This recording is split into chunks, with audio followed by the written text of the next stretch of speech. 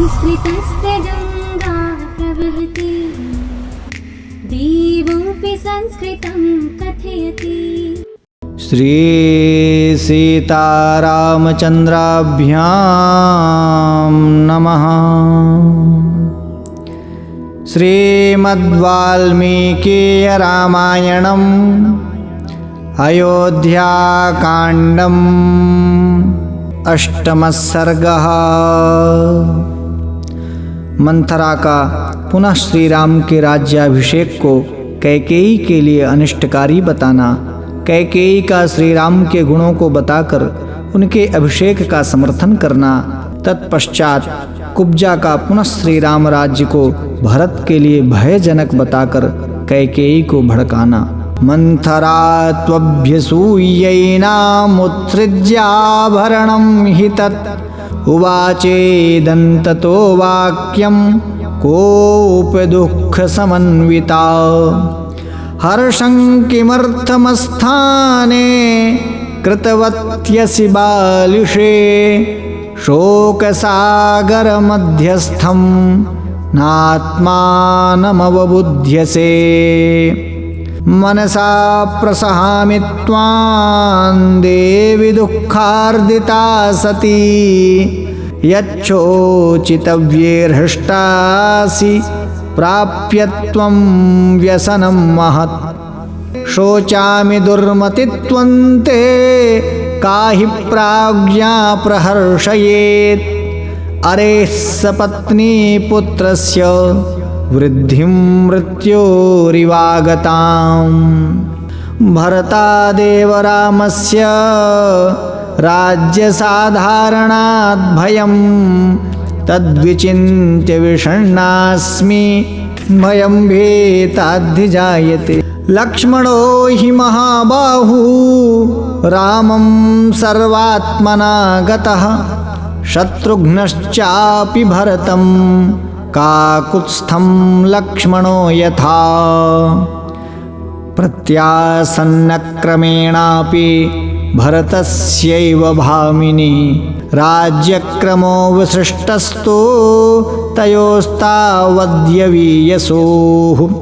विदुषक्षत्रचारित्रे प्राज्ञस्य प्राप्तकारिणः भयात् प्रवेपे रामस्य चिन्तयन्ति तवात्मजम्। सुभगा किल कौसल्या यस्याः पुत्रोऽभिषेक्ष्यते यौवराज्येन महता श्वः पुष्येण द्विजोत्तमैः। प्राप्तां वसुमतीं प्रीतिं प्रतेतां हतविद्विषम् उपस्थास्यसि कौसल्यां दासीवत्वं कृताञ्जलिः। एवञ्च त्वं सहास्माभिस्तस्याः प्रेष्या भविष्यसि। पुत्रश्च तव रामस्य प्रेष्यत्वं हि गमिष्यति। हृष्टाः खलु भविष्यन्ति रामस्य परमाश्रियः अप्रहृष्टा भविष्यन्ति स्नुषास्ते भरतक्षये। तान् दृष्ट्वा परमप्रीतां ब्रुवन्तीं मंथरां ततः रामस्यैव गुणान् देवी कैकेयी प्रशंसः।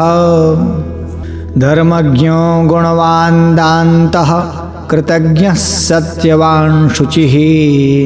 रामो राजसुतो ज्येष्ठो यौवराज्यमतोर्हति।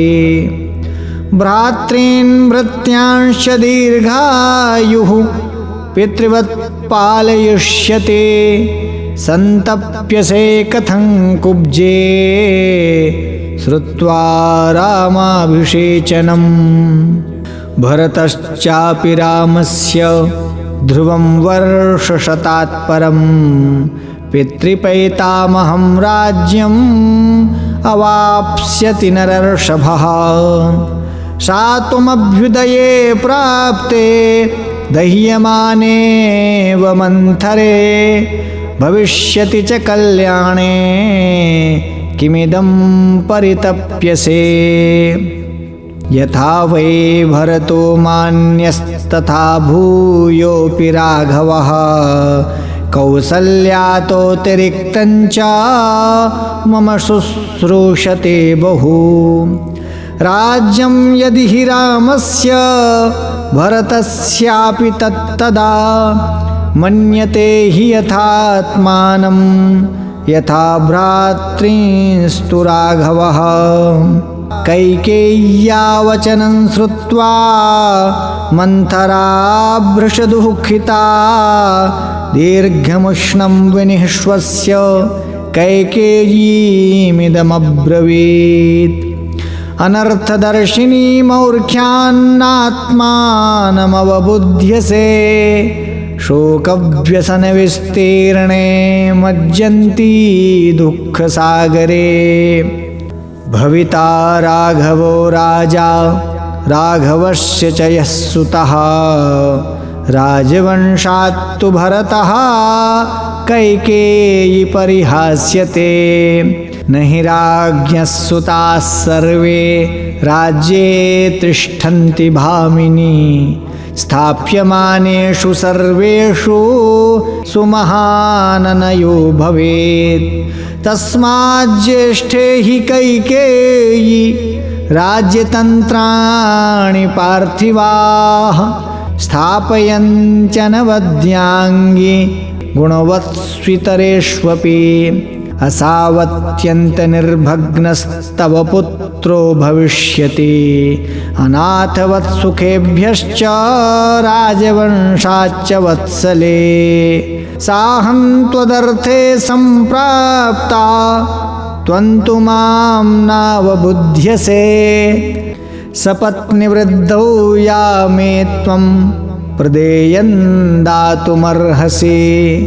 ध्रुवन्तु भरतं रामः प्राप्य राज्यमकण्टकं देशान्तरं नाययिता लोकान्तरमथापि वा।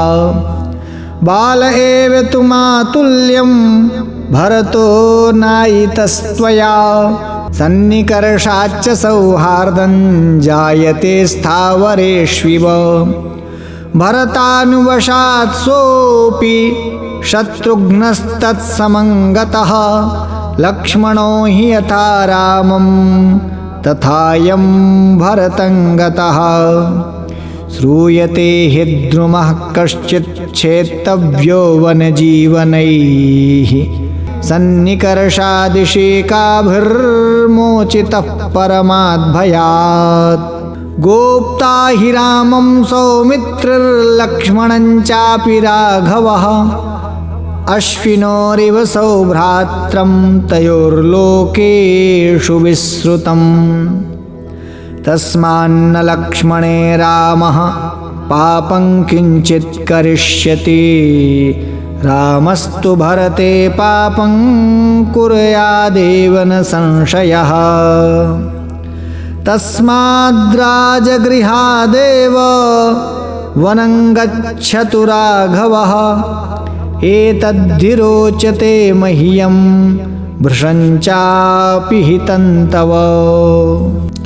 एवं ते ज्ञातिपक्षस्य श्रेयश्चैव भविष्यति यदि चेद्भरतो धर्मात् पित्र्यं राज्यमवाप्स्यति।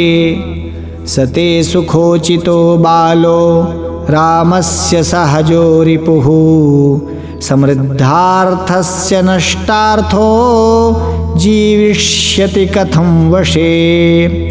अभिद्रुतमिवारण्ये सिंहेन गजयूथपं प्रच्छाद्यमानं रामेण भरतं त्रातुमर्हसि। दर्पान्निराकृता पूर्वं त्वया सौभाग्यवत्तया राममाता सपत्नी ते कथं वैरन्नयापयेत्। यदा च रामः पृथिवीमवाप्स्यते प्रभूतरत्नाकरशैलसंयुतां तदा गमिष्यस्य शुभं पराभवं सहैव दीना भरतेन भामिनी। यदा हि राम पृथिवीमवाप्स्यते ध्रुवं प्रणष्टो भरतो भविष्यति। अतो हि संचिन्तय राज्यमात्मजे परस्य चैवास्य विवासकारणम्। इत्यार्षे श्रीमद् रामायणे वाल्मीकीये आदिकाव्ये अयोध्याकाण्डे अष्टमः सर्गः। नमः संस्कृताय।